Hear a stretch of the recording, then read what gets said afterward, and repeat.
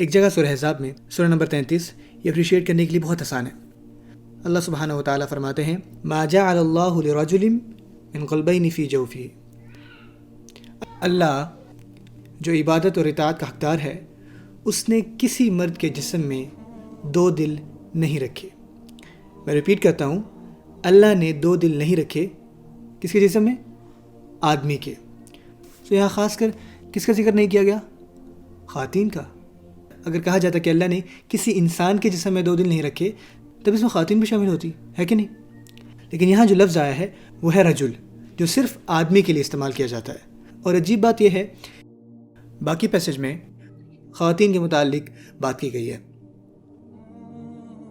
لیکن اس آیت کے پہلے پارٹ میں اسپیشلی مرد کے بارے میں بات کی گئی۔ اس آیت کی ایک اور خاص بات جو میں چاہتا ہوں کہ آپ کے ذہن میں رہے وہ یہ کہ یہاں دل کی بات کی گئی ہے، اور دل کہاں پہ ہوتا ہے؟ سینے میں۔